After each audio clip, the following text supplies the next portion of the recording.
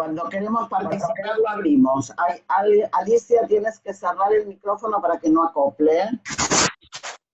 En el botón izquierdo tienes un icono de micrófono. Magda, tú también lo tienes abierto. Y ahora no te escucho igual.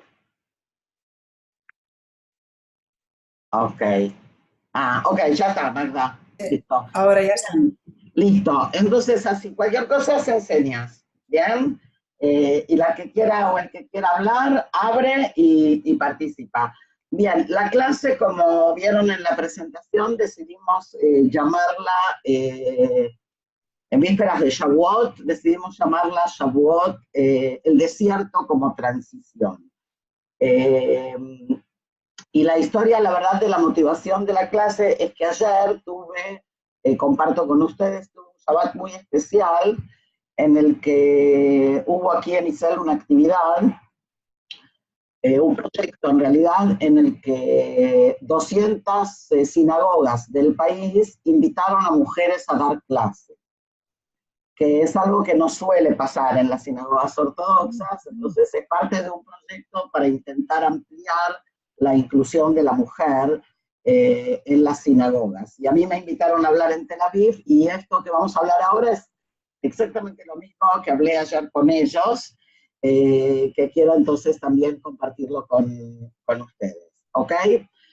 ¿Y por qué el desierto como transición? En primer lugar, porque la recepción de la Torá acontece durante nuestra travesía en el desierto. Por lo tanto, parecería que el desierto es un entorno importante que tiene algún significado. Por otro lado, ayer, Shabbat, comenzamos la lectura del libro de Bemidbar, que la traducción sería En el desierto.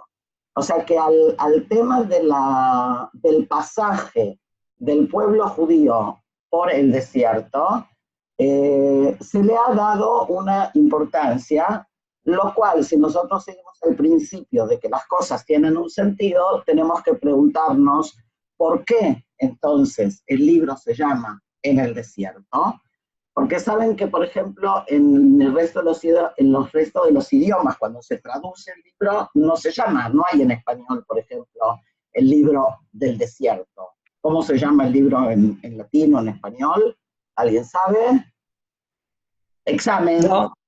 Números.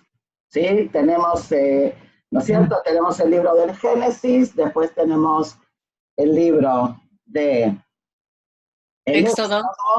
Después tenemos el Levítico y después tenemos Números, ¿sí? En Ibrit, Números no tiene nada que ver, se llama Bemidbar, en el desierto. Ahora, ¿por qué se llama Números? Porque el libro empieza con un censo de población. O sea, el primer capítulo de Bemidbar nos trae un censo de la población del pueblo judío a la salida de Egipto antes de comenzar la travesía.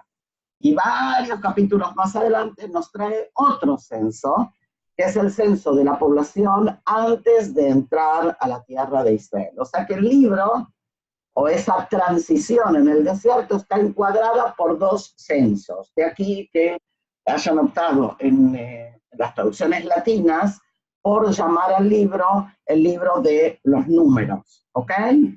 Hasta ahí estamos, háganme caras para saber si no se me durmieron. Vale. Entonces, eso sería una primera cosa que vale la pena marcar. Ahora, ¿por qué para mí es tan importante el tema del desierto? Porque muchas veces prestamos atención a los extremos del proceso. O sea, prestamos atención a la salida de Egipto. Tenemos Pesaj, tenemos ¿sí? la liberación, la libertad, etc. Y tenemos la entrada a la tierra de Israel. Pero en el camino, en esa transición es donde van a pasar las cosas. O sea, salimos esclavos y llegamos libres, no fue de un día para el otro, sino que hubo todo un proceso que duró apenas 40 años, en el cual aconteció eso que es un poco la conformación del pueblo, ¿sí? Entonces, siguiendo ese concepto de conformación, es que nosotros vamos a tratar de de ver juntos ahora cuáles son esos, en hebreo decimos esos ma'abarim, esos pasajes de un lado a otro. ¿Sí? Tenemos el pasaje grande de la esclavitud a la libertad, pero tenemos también como pasajes más pequeños en el medio. Por ejemplo, tenemos el pasaje del liderazgo de Moshe al liderazgo de Yoshua, ¿sí? Pero en el medio, para llegar del liderazgo de Moshe al liderazgo de Yoshua, tenemos el liderazgo de los ancianos que van a ser incorporados, ¿sí? O de los sabios que van a ser nombrados y que antes no estaban. O sea, si ustedes recuerdan la historia un poquito, Moshe prácticamente gobierna solo hasta un momento determinado en el que el peso del poder, de la legislación es tan fuerte que es justamente su suegro el que le recomienda que mejor distribuya las tareas de gobierno con más gente. ¿Ok?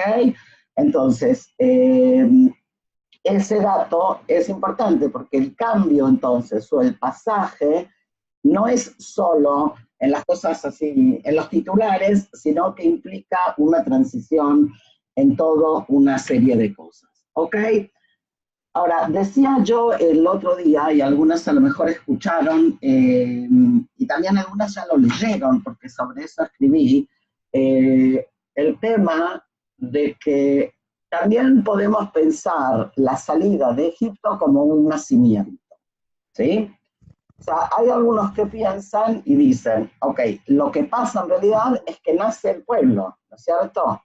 O sea, salimos hechos yo qué sé, un conjunto de tribus esclavas para convertirnos en un pueblo. Eso implica casi como un fenómeno de gestación para que el pueblo nazca. Y de ahí también la metáfora que estaba yo el otro día tratando de utilizar, que es la metáfora del desierto como útero. Si nosotros pensamos que en el desierto no tenemos que preocuparnos de nada, tenemos agua, tenemos ropa, tenemos comida, a veces uno no se, o sea, a veces no, generalmente uno no se para a pensar en esto. ¿Qué quiere decir que 40 años Dios provee, ¿sí? Comida, agua, ropas? Es una especie de existencia casi sobrenatural, podríamos decir. ¿Ok?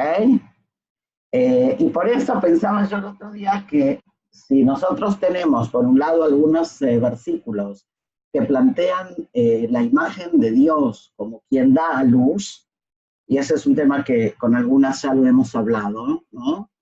Si Dios puede dar a luz, el desierto puede ser un útero, metafóricamente hablando, ¿no? O sea, aquel lugar que está protegido, y es muy interesante que sea justamente en ese lugar, que es el lugar más desprotegido, porque no hay un lugar físico más difícil que el desierto. Es como una contradicción interna. Por un lado, el desierto es el lugar de la soledad absoluta, ¿no es cierto? Es el lugar más inhóspito que hay. Nuestros profetas cuando lo describen incluso una tierra de muerte, ¿sí? O sea, sobrevivir en el desierto es muy difícil. Y nosotros no estamos hablando de una persona que sobrevive, estamos hablando de un pueblo entero que sobrevive durante 40 años. Entonces parecería, ¿ok? Que atrás de eso hay alguna clase de mensaje que tenemos que tratar de entender a qué se debe, ¿sí? Y esta metáfora de que Dios de alguna manera nos cuida en ese periodo y nos alimenta y nos da calor, ¿sí? Como si fuera un útero para después hacernos nacer, creo que puede ayudarnos a entender lo traumático del pasaje.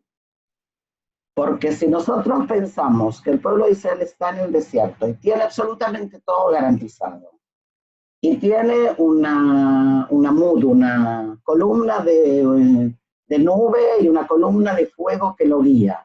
¿Sí? ¿Se recuerdan de esa imagen? En el desierto el pueblo es guiado por una columna de nubes y por una columna de fuego en la noche. O sea, no hay ninguna posibilidad de perderse. Esa presencia que está durante 40 años, yo todos los días me levanto, todos los días veo la nube, todos los días me acuesto y veo el fuego. Y llega un día en que no lo veo más. Tengo que entrar a la tierra de Israel. O sea, nos cuesta, ¿no? A mí por lo menos me cuesta imaginar esa sensación de desprotección. Entonces, el pasaje es un pasaje que es necesaria la transición. ¿Por qué? Porque no podemos hacer un pasaje tan brusco, ¿sí? De manera tan radical. Podríamos haber pasado de Egipto a la tierra de Israel en 3 días de acuerdo al plan original. ¿Se acuerdan de la historia? En el plan original íbamos a llegar directamente a la tierra de Israel, pero tuvimos aquel problema con los espías que hablaron mal, bla, bla, bla, bla, bla, y entonces llega el castigo, ¿sí?, de estar 40 años en el desierto. Y digo castigo entre comillas porque aparentemente no es un castigo, sino que es una realidad necesaria para que podamos llegar a un estado de autonomía al cual no podíamos llegar siendo esclavos. ¿Hasta ahí estamos? Sí, ¿No se durmieron? no. Ok, entonces, ¿por qué digo esto? Porque a mí me gustaría que sí tratemos de imaginar, ¿no es cierto?, esta situación. Uno de los grandes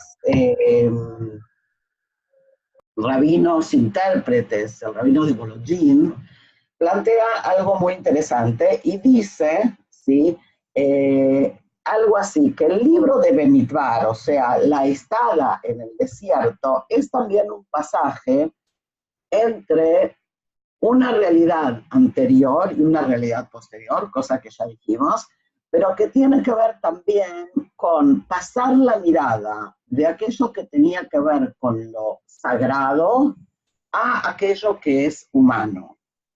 ¿Me siguen? Ajá. Entonces, no, Luli, la idea es así, que si en el libro del Génesis y en el libro del Éxodo y sobre todo en el libro de Baikra, en el libro de Levítico, ¿sí?, se nos dan todas las normas que tienen que ver con el Mishkan, con el tabernáculo, con los sacrificios, con lo que los sacerdotes tienen que hacer, etcétera, etcétera. Como que la mirada está muy puesto en la ritualidad y en aquello que es lo sagrado. En el libro de Bemidbar pasamos a la esfera de lo humano. Pasamos a la esfera de lo humano en el sentido de que el proceso que vamos a vivir es un proceso muy humano, y nos vamos a quejar porque no tenemos agua, y nos vamos a quejar porque hace calor, ¿ok? Y es también un proceso humano que va a implicar conflictos. Por eso también en el libro de Bemidbar vamos a encontrar mitzvot y normas y pautas que están vinculadas con aspectos sociales.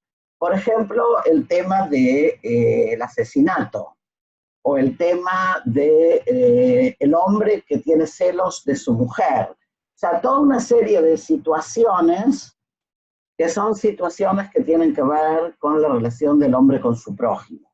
Entonces hay quienes dicen, el pasaje, ¿ok?, el pasaje de la esclavitud a la libertad también implica poder empezar a ver lo humano. O sea, no es solo dejar un poquito la mirada en lo sagrado, sino que es también poder encontrarse con lo humano propio. Porque aquel que está esclavo, le pasan 2 cosas.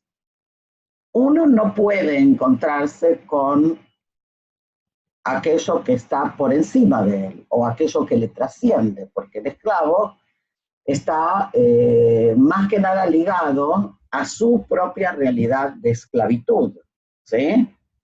Y tampoco puede realmente vincularse con su propio ser en el sentido profundo. Entonces, la liberación de la esclavitud nos tiene que servir para las dos cosas, también para poder encontrarnos con lo divino y también para poder encontrarnos con nosotros mismos. En ese sentido es que se habla también de un cambio de mirada. ¿Está más claro? ¿Sí? Sí. ¿Ok? Ujú. Entonces, ahora, lo interesante de esto es que ya los intérpretes medievales, ¿sí? Ya lo vieron y ya lo plantearon, ¿ok? Y también hay una cosa también interesante que plantean en ese sentido los intérpretes, y es que si en los tres primeros libros nosotros tenemos de alguna manera la puesta en práctica, ¿sí? De la promesa de Dios a Abraham de que va a ser pueblo y va a crecer y se va a multiplicar, ¿sí? Porque cuando el pueblo sale de Egipto ya es un pueblo grande. En la segunda parte, a partir del libro de Mitbar, tenemos el cumplimiento de la segunda parte de la promesa, que es la otorgación de la tierra o la entrada a la tierra, que son las dos cosas que Dios le promete a Abraham. Entonces, si nosotros lo miramos así, podemos entender como una secuencia entre los 5 libros de la Torá que apuntan, ¿sí?, a una especie de correlación, y el quinto libro que de alguna manera va a ser un resumen o un repaso, ¿no?, de todo lo que se decía en los libros anteriores. ¿Hasta aquí está? Sí. ¿Preguntas o seguimos avanzando? Como quieran, me hace... Yo quiero hacer una pregunta. ¿Quién dijo yo? Alicia. Alicia, sí, Bacallá. Eh, sí, la pregunta es cuando vos decís el esclavo está, no puede, no accede a, digamos, lo que sería es que el esclavo está en la materialidad, básicamente, y no puede acceder a esferas más elevadas. ¿Verdad? Ujú. Sí, Eso total. era. Porque el esclavo está como enajenado de alguna manera, ¿sí? ¿Me escuchan? Ujú. ¿Sí? Sí. Ok, entonces el esclavo está enajenado. Estoy buscando una cita interesante que les quería, si ya hablamos del tema, leer. Se las voy a traducir porque la tengo en hebreo. Eh, pero dice Levinas, Emanuel Levinas, dice así: Liot Baal Nefesh Shelevet, ser propietario o dueño de un alma de esclavo, significa no tener conciencia de la vulnerabilidad y no tener dominio sobre uno mismo. ¿Se entendió? O sea, cuando yo soy esclavo, no soy ni consciente no tengo dominio sobre mí mismo, ni soy consciente de la vulnerabilidad humana.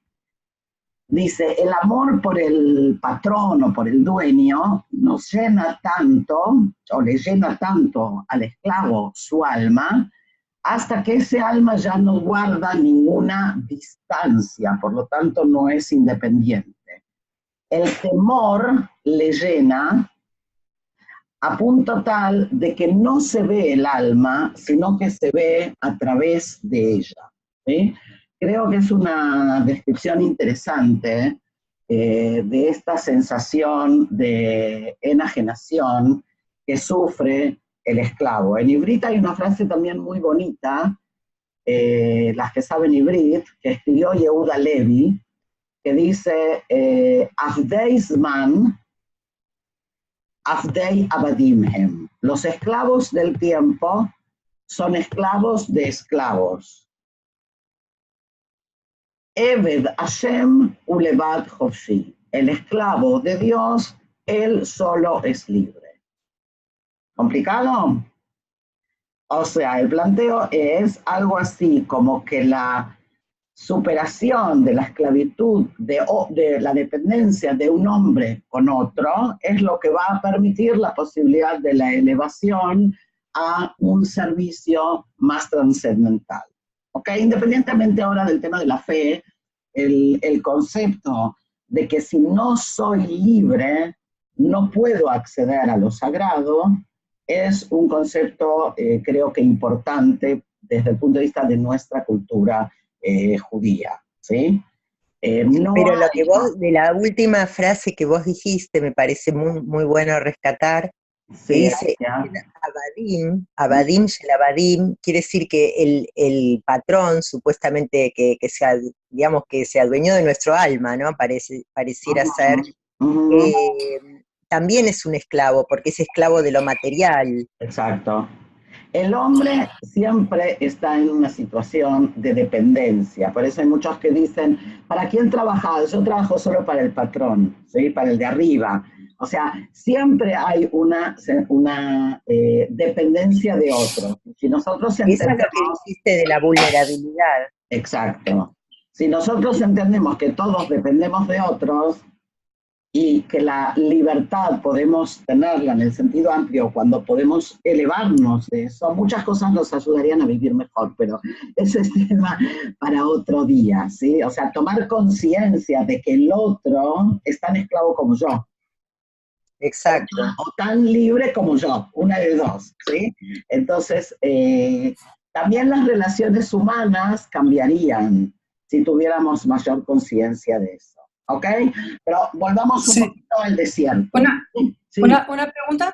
Sí. Entonces, sí, mira, Ethel, no sé si viene a propósito, pero hablando de esclavitud, el pueblo judío, podemos decir que deja de ser esclavo cuando sale de Egipto, nunca más se vuelve a tener una relación entre esclavitud y pueblo judío.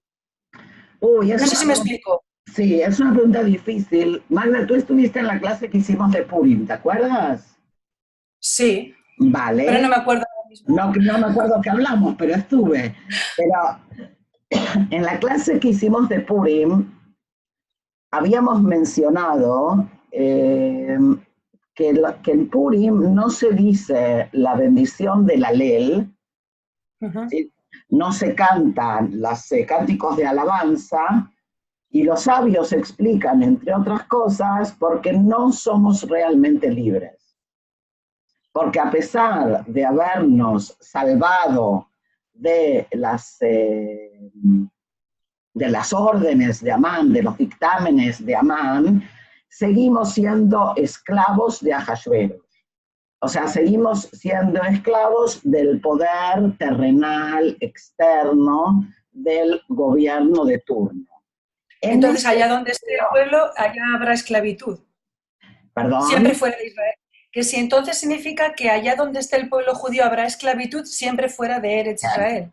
Si nosotros lleváramos, bien Magda, si nosotros lleváramos ese pensamiento a extremo, deberíamos decir lo que tú acabas de decir. No, es una pregunta, no afirmo. No, es una pregunta válida, es una pregunta, pero es una conclusión lógica de lo que acabamos de decir. O sea, si nosotros seguimos la línea de razonamiento que nos plantean los jajamim, que nos plantean los sabios del Talmud, en ese pasaje en relación a Purim que vimos la otra vez, deberíamos de concluir eso, que la única posibilidad de libertad entonces es dentro del territorio de Israel, ¿sí? Cuando no hay un gobierno extranjero. Signo de pregunta que nos daría para hablar 3-4 horas más, ¿no es cierto? Porque la pregunta es ¿qué es un gobierno extranjero, etcétera, etcétera? No vamos a entrar ahora. Hay muchas derivadas. Pero es una buena acotación. Lo que sí creo que es importante desde el punto de vista del pensamiento es entender que en tanto estamos supeditados a el poder de otros, ¿sí? No somos del todo libres. Entonces sí somos esclavos, pero no somos del todo libres y deberíamos de poder hacer un trabajo para liberarnos de eso. ¿Ok? ¿Hasta ahí estamos? ¿Sí? Ok, ¿se animan a avanzar un pasito más? ¿Sí? Bien. Entonces, si nosotros avanzamos un chiquitín más con estos conceptos de tradición, perdón, sí, pero de todas formas, la libertad propia siempre termina cuando empieza la libertad ajena, ¿no? Sí, pero eso tiene más que ver con un tema de cómo se maneja la libertad en los términos sociales, mientras que lo que nosotros estamos tratando de entender es un poco a nivel conceptual y filosófico, qué es lo que implica, ¿sí? El dejar de depender. Piensen ustedes, a ver, lo voy a tratar de llevar para otro lado. Piensen que cuando nosotros hablamos de la salida de Egipto y de la entrada a la tierra de Israel, estamos hablando de la salida de un pueblo que sale de la esclavitud y que sale de una sociedad politeísta, pagana, ¿ok? Para integrarse a una visión monoteísta. Si bien la visión monoteísta es anterior, porque Abraham, ¿sí?, ya es el primer monoteísta, no podemos, estaríamos idealizando si diríamos que todo el pueblo de esclavos, todos son hebreos observantes, ¿ok? Y todos tienen claro que no tienen que ser paganos y que no tienen que hacer sacrificios a otros dioses, etcétera, etcétera. En ese sentido, también hablamos de liberación, porque el politeísmo, las creencias en dioses paganos, implica también la dependencia de dioses materiales. O sea, yo creo en esta estatuilla que representa el poder, ¿sí?, de la luna, o que representa, lo estoy haciendo muy simple, ¿sí?, pero para que entendamos de qué hablamos, o sea, las fuerzas de la naturaleza están divididas y estoy adorando a cada una de ellas por separado. Mientras que viene la propuesta monoteísta de decirnos, no, estamos hablando de una única y sola visión. Poder hacer ese salto es un salto importante desde el punto de vista conceptual. ¿Ok? Avanzamos un cachitín más si se animan. ¿Ok? Sí. Algo interesante también que va a pasar en el desierto, sobre todo en este periodo de Bemidbar, es que el pueblo va a hacer un pasaje de una mirada negativa a una mirada positiva, cosa que tardó mucho tiempo. ¿Se acuerdan de la historia de los espías? Que en realidad no eran espías, sino que eran exploradores. ¿Sí o no? ¿Sí? A ver, ¿por qué eran exploradores? Eso no me acuerdo. Los meraglim, ¿sí?, son enviados por Moshe. Meraglim en hebreo, exploradores. Hoy en hebreo moderno se traduce como espías, pero son enviados por Moshe a explorar la tierra, a conocerla, a ver qué es lo que hay en ella, ¿no es cierto?, para poder conquistarla. Regresan y son 12, si se acuerdan de la historia, y hay 10 que dicen que no vamos a poder conquistar la tierra porque hay allí gigantes, hombres muy poderosos, ciudades amuralladas, ¿ok? Y que nosotros nos vemos a sus ojos como insectos, esa es la terminología que utilizan, y por lo tanto, de alguna manera, echan por tierra los ánimos del pueblo. Y solo va a haber 2, que van a ser Yoshua y Caleb ben Yefuné, que van a decir, no, nosotros sí podemos con ello, ¿ok? Ahora, esto que hay aquí, que hay 2 miradas sobre una misma cosa, está muy presente en el libro de Bemidbar, en este pasaje al desierto. ¿Por qué? Porque si ustedes recuerdan, al principio, ¿qué es lo primero que hacen los Yehudim cuando salen de Egipto? ¿Quién tiene alguna idea? ¿Qué hacen los judíos cuando salen de algún lugar? Lo primero que hacen, quejarse. ¿Sí? Luis se ríe. El jabón no está bueno, el shampoo, la toalla. No les tengo que contar qué pasa cuando salen de viaje un grupo. La verdad que no. Ok, entonces imagínense un grupo de 600.000 personas. ¿sí? Entonces, lo primero que hay es queja, ¿sí? Ahora, por un lado es una queja humana totalmente comprensible, después de todo los están llevando al desierto. O sea, ¿a quién se le ocurre que personas que están atravesando el desierto con sus familias, con sus hijos, con sus mujeres, con sus ancianos, estén lo más tranquilos, ¿sí? Y digan, ok, ahora me voy a confiar en que Dios, ¿sí?, me va a tener? Diana, ¿hiciste señas? También hay un temor a lo desconocido, hacia dónde iban. Exacto. No solo a lo desconocido, sino que el desierto es tal vez el lugar de mayor desorientación del hombre. Porque cuando nosotros estamos, yo qué sé, en un bosque o en otro entorno natural, de alguna manera podemos, no sé, hacer marcas, ubicarnos. El desierto en ese sentido... La idea de la nada. Exacto. Es como una cosa de... No solo el desierto se mueve, vieron que las arenas cambian de lugar y es una soledad absoluta. Y ahí quieren que yo esté ahora confiado en que alguien se va a ocupar de mí. O sea, la queja parece ser bastante lógica. Y se quejan porque no tienen agua, y entonces Moshe golpea la roca, y se quejan porque no tiene comida, y entonces Dios le va a dar las codornices, y se quejan, y se quejan, y se quejan.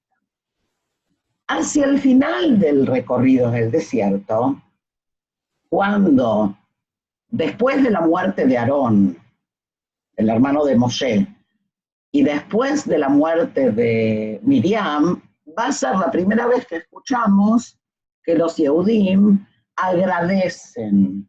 ¿Sí? Y ahí aparece, que si quieren lo podemos revisar, en el capítulo 21, después si quieren anoten, lo pueden ver, en el capítulo 21, en el versículo 17, aparece algo que es el cántico al ver, el cántico al aljibe, así como habíamos tenido el cántico al mar cuando los judíos cruzaron el mar, ¿sí? Shirat Hayam, aparece aquí un cántico de agradecimiento al aljibe o al agua que los acompaña en el desierto. O sea, nos tardó casi 40 años darnos cuenta, ¿sí?, que había algo que había que agradecer, que no es una cosa natural que así sea. Ahora, este pasaje de la posibilidad de pasar de lo pesimista a lo optimista, del reclamo al agradecimiento, es también un pasaje importante desde el punto de vista emocional, que también tiene que ver con la libertad, ¿sí? O sea, que también tiene que ver con la posibilidad de concebirme a mí mismo como persona. Entonces, si soy un ser humano, puedo tener los dos aspectos. O sea, hay aspectos de los cuales me voy a quejar, pero hay aspectos de los cuales soy consciente que tengo que agradecer. ¿Ok? ¿Hasta ahí se entiende? Sí, Fruma, sí. Quieres decir algo, ¿no? Quiero preguntarte otra vez, ¿qué capítulo es? ¿El 21? Es el capítulo 21 de Bemidbar, versículos del 17 al 20. Ya, de Bemidbar. Bemidbar o números en inglés o en español. Okay. ¿Vale? Del 17 al 20. ¿Ok? Ahora, aquí hay alguna otra cosa que tenemos que preguntarnos y vamos a hacerlo así. ¿Por qué Dios decide hacer esto en el desierto? Lo podría haber hecho en cualquier otro lado, ¿no? O sea, el hecho de que Dios decida entregar la Torá en el desierto y hacernos este pasaje por el desierto, si yo les pregunto a ustedes es, ¿por qué? O sea, si lo pensamos con mente infantil, ¿no? O sea, Dios puede hacer lo que quiere. Podría habernos llevado por otro lado. ¿Por qué no se va por ahí? ¿Vale? Ese sería un poco el juego. ¿Sí, Fruma? Es el juego de tienes que sufrir para darte cuenta la importancia de todo lo que te estoy dando. Ok. Necesitas carencia. ¿Y tú que estás en esto de la psicología, piensas que es verdad? Sí. ¿Que la persona tiene que sufrir para después darse cuenta de lo que tenía? Sí, ¿Sí? ¿Funciona o no funciona? pues si no, no pasas de nivel. Ok. Ok, Tienes que tener conciencia y solamente entonces sufriendo que una posibilidad es, hace falta ese pasaje por ese lugar tan inhóspito para, ¿sí? crear. Para poder tomar conciencia de lo que se nos está dando. Una posibilidad. ¿Alguien se anima con otra cosa? Yo ¿Tienes tomo yo? lo que Sí, Alicia. tomo lo que dijo, no me acuerdo el nombre, Fruma. lo que dijiste recién, la psicóloga Sí, Fruma. Fruma, de que uno cuando pierde, sí, el valor del objeto que perdió o de la situación que perdió. Uh-huh. Recién cuando la pierde se da cuenta su valor o necesita perderla para darse cuenta su valor. Y para mí el desierto significa un camino de fe, porque solamente la fe, si vos tenés suficiente fe, podés llegar a recibir a la tierra prometida, porque no hay nada que indique concretamente que vas a llegar, y es mandarte sin tener ninguna prueba de que vas a llegar. Es solamente la fe te puede llevar a través del desierto. Bien. Ok, ¿quién más? Acá ya. A mí me parece, me parece dos. Vicky, espera que hay alguien antes. Sí. Ok. Pienso que la prueba del desierto fue una demostración del poder de Dios, de donde no había nada, Sí. Él creó y fundó un pueblo, Él dio una ley, una norma de conducta, de donde la muerte reinaba, reinó un pueblo, reinó la vida. Pienso que fue Ok. tantas cosas, pero bueno, básicamente pienso que una de ellas. Si sigo lo tuyo, permíteme entonces reforzar que tú lo que planteas tiene que ver también con una contraposición entre la muerte y la vida, ¿sí? Sí. Que también es importante, entonces yo lo rescato como un agregado más a lo que ya dijimos, ¿no es cierto? O sea, tenemos un ámbito totalmente inhóspito comparado con la muerte. Los profetas llaman al desierto Eretz Salmavet, la tierra de la muerte, ¿sí? Entonces, en ese lugar de muerte, dice Juan, ¿no? Aquí aparece no solo la vida, sino que un pueblo entero se gesta. Volvemos al útero. Sí, Vicky. A mí me parece que, no sé si coincido con esto del castigo o de la pérdida para valorar lo que uno tiene, especialmente porque del lugar donde salimos realmente no había nada para valorar de lo que teníamos. Pues en realidad el tránsito por el desierto fue el tránsito desde la esclavitud a la incógnita. No es que estábamos perdiendo algo para poder valorar lo que se supone que teníamos, porque no era un lugar bueno. Me parece más que el desierto es como muy, muy coincidente con el título de la clase, que es la transición, y como todo proceso necesita una transición, necesita un espacio de práctica, de atravesar, de prueba, de error, para poder llegar a un destino. Y muchas veces se dice que es más importante a veces el proceso y el camino que el destino en sí mismo. Así es. Todas las pruebas y todos los desafíos de constituirse en pueblo, de recibir la ley, de aceptar la ley y de no aceptarla, porque es parte del conflicto que se generaba, es lo que nos constituye en pueblo habilitado para después entrar a la tierra prometida. Bien. ¿No? Es más como un pasaje de iniciación. Sí, enseguida vamos a volver a esto del pasaje de iniciación. Vamos a escuchar a Luli. Sí. Luli. Para mí el desierto yo lo asocio con este concepto del útero como es el espacio de la aislación. Ok. Donde no, claro, de aislamiento, que no es el lugar donde se gesta el uno, digamos, la unión y la unicidad del pueblo sin estar en contacto con nada más. Ok, entonces tenemos aquí, fíjense qué interesante, porque en realidad tenemos visiones que son contradictorias, pero que también podrían complementarse, ¿no? La visión tradicional... Mira, yo tengo una visión un poquito contraria. Bueno, pienso que el desierto es un momento en el que da tiempo para pasar, para dejar todas las costumbres de ser esclavo, para empezar en el ámbito, o sea, para hacer una limpieza espiritual y de costumbres y dejar todo lo nocivo y luego pues empezar ya con una nueva andadura, ¿no?